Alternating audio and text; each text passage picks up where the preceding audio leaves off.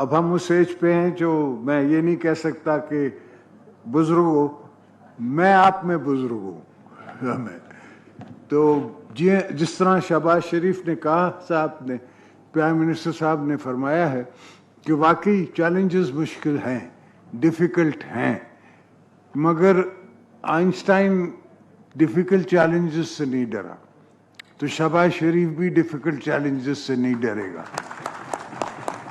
اور ہم اس کے پیچھے کھڑے ہوں گے۔ جہاں کوئی ضرورت پڑے گی ہم اپنا زور بازو بھی دیں گے، اپنی ان کو الیکٹرل اینڈ ادروائز ہیلپ بھی دیں گے، اور انٹرنیشنل ہیلپ بھی ان کو دیں گے۔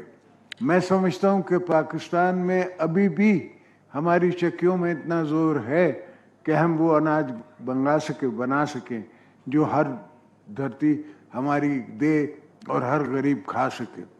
غریبوں کے کانسیپٹس کا سمپل، میری نظر میں دوستوں کو میں کہتا رہتا ہوں کہ agriculture is our basic issue. Agriculture کو ہم ٹھیک کریں، کنالز کی لائننگ کریں، ڈیمز بنائیں، اور ہم چائنا کے لیے ایک فورس ملٹیپلائر بن جائیں۔ چائنا $5 ٹریلین کی فوڈ امپورٹ کرتا ہے، اور میرے پاس پورا بلوچستان پڑا ہے جو خالی یہ صرف سرخراب کرنا ہے، پانی لانا ہے۔ تو انشاءاللہ مشکل ضرور ہے مگر ناممکن نہیں ہے۔ تو محنت کریں گے، کام کریں گے، آپ دوستوں کی مدد سے، آپ بہنوں کی مدد سے، آپ بچوں کی مدد سے، اور انشاءاللہ پاکستان کو ہم بنائیں گے۔ جب میں نے ذوالفقار علی بھٹو صاحب کا ریفرنس داخل کیا تھا شہید کا، تو کوئی نہیں سمجھتا تھا کہ کیا ہو سکتا ہے یا کیا ہوگا۔ میں سمجھ رہا تھا کہ کیا ہو سکتا ہے، اور الحمدللہ آپ نے کل سنا اور دیکھا کہ تاریخ نے ایک پلٹا لیا۔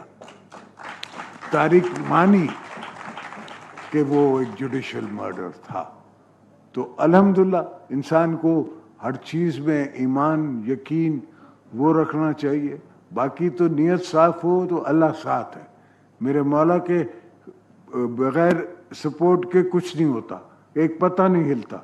تو انشاءاللہ اللہ کے فضل سے ہم پاکستان کو دوبارہ اس عبور پہ لے کے جائیں گے۔